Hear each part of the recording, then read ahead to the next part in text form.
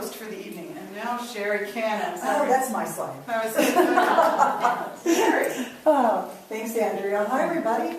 Hi. You have wine, you have food. This is good. We've been in this room all day.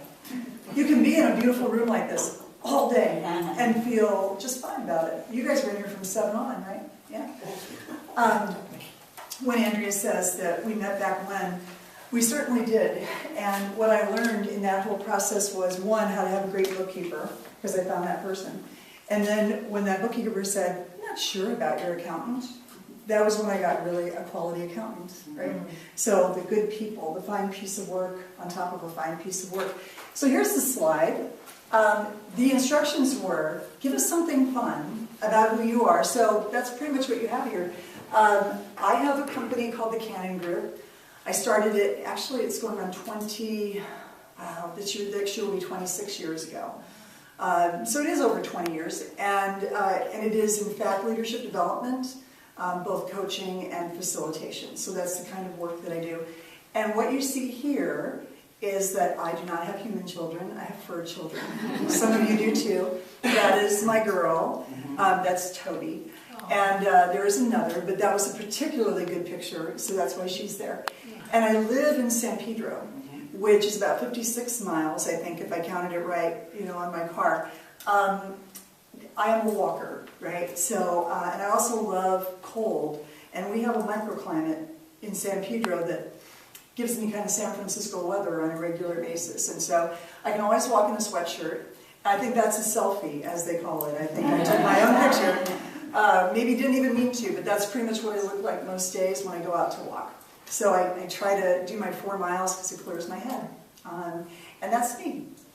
So when Andrea and I first talked, the thing that we talked about was that I have for years, ever since I left Procter & Gamble. So I came out of school in Indiana. I'm a Midwesterner. Are any of you Midwesterners in this room?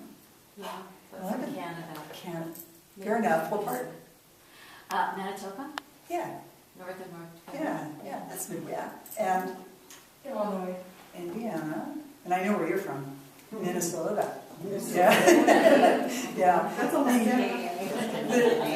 the Midwest gave me a tremendous work ethic, and a lot of wool clothing. And I came out here back then and I went right to work for Procter & Gamble. So my first experience was big company. And when Andrea and I first talked about this, what we talked about was, what does team mean today, right? In 2013, almost 2014. And I doubt I'm going to say anything that's revolutionary. I can just tell from who's in the room, we know it's different, right? That it's a far more, what shall we say, moving target kind of issue. And since I spent a lot of my time in corporate, with a lot of that focused in technology companies, you should know that I get to have a front row seat for a lot of dysfunction in teams, and sometimes a front row seat for really great functioning in teams. But it's hard to be corporate today. Jobs are still roles, and they're pretty conforming. They still sound like job descriptions. And I'm just curious, how many of you in the room can remember a job that you found absolutely hardly any match with your gifts or your talents? How many of you had one? Bless you. Okay, so Robert's hand went right up. And what was it? You graduate from college with an art degree, and a dime will buy you a bad cup of coffee back in 1976. So I went to work mopping floors at the UCLA steam plant, clocking in at 7 in the morning. And it was about 105 degrees on the 3rd story of number 6 boiler. So I realized, okay, this is a pretty tough job, but guess what? I'm going to do it. And it did teach me one thing that nobody who works for me today seems to understand. What? Being someplace on time at 7 o'clock in the morning. Work ethic. Oh, I have one too. Okay, so that's perfect. I love it. What's yours, Lori? I was an executive secretary in Las Vegas at the Stardust Hotel. And I was a single mom with 2 daughters. And when the holidays came around, I needed money that I didn't normally have. And I went to work as a cocktail waitress on Saturday night, where they give free drinks away. But it took me all day Sunday to just lay on the couch or the bed to recuperate, because when you're not used to being on your feet, horrible. I felt like I was crippled for life. Well, so your recovery time made it almost, yeah. Yeah, it wasn't worth it. Yeah. But I did it for the holiday season. Yeah. I love your experiences. I think there's a whole lot we can draw from them. One thing we know today that we hardly ever used to talk about is just what it means to have people really leaned in and engaged in the work. And a lot of you are familiar for sure with the Gallup work over years. Gallup's now about 30 years into about 50,000 interviews that all began around engagement, right? So they were looking at psychological engagement before we were really talking about that. And you might know, some of you may have even been in organizations where the Gallup work has been used. There are 12 questions that they always ask. You look familiar with that? Buckingham? Yeah, and Marcus Buckingham, who I'm also affiliated with. Marcus Buckingham was part of that early Gallup research with Don Clifton, and then Don Clifton passed away, and Marcus has carried some of that work on. It has huge relevance for us as smaller business, or small business, or medium-sized. One of the questions that they ask that is the most telling is this. I'll read it to you so it's exact. At work, I have the opportunity to do what I do best every day. So that's the statement, right, that people are asked to rank. Do I have the opportunity at work every day to do what I do best? So I'm just going to have you all think about that for a moment, right? So do you at work right now have an opportunity every day to do what you do best, what you love? So I'm just going to ask a show of hands. How many of you right now can say I do?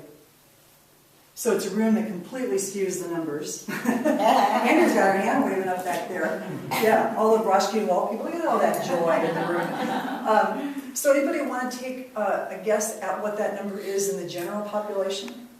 40%. How much? 40%. Okay, so 40%? 30? 45. Are you going down? Did you say 25? 45, okay. 13. It's like an option, isn't it? 13. 13, thank you. I'd say Yeah. 20%. 20.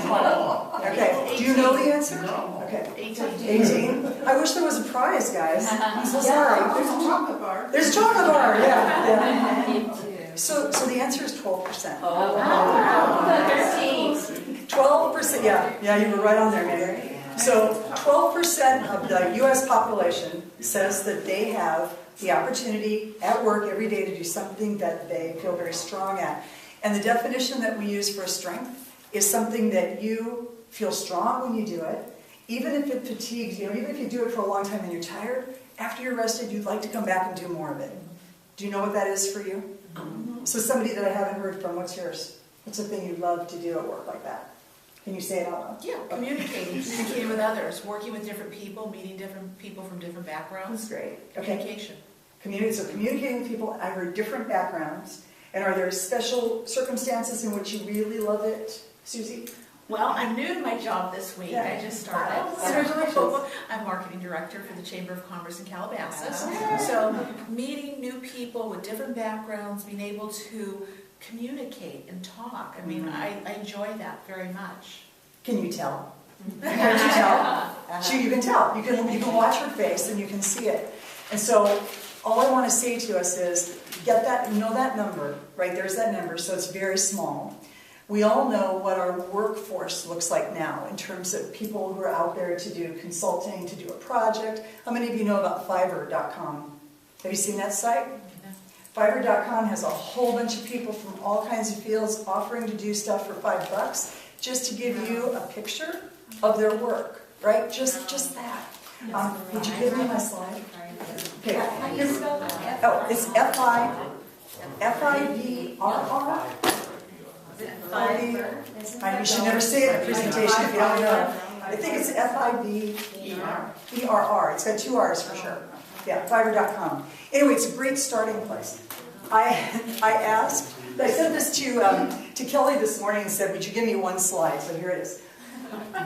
This is the most important thing, right, to keep in mind, and that is that we know that you can go, in fact, Marcus Buckingham took Best Buy as an organization, so thousands, right, across the country, and charted if you have a high affluence area, and then you would expect with that, right, to come more sales. When you chart that, you do see that kind of distribution, but then you also see a really outlier, right, a group that's doing 20 times what they should be doing, and you see another group, right, that's doing 20 times less than what they should be doing. The research on that says that as long as I am able to spend 70% of my time doing something that makes me feel strong, I can tolerate the 30%. Does that seem kind of right?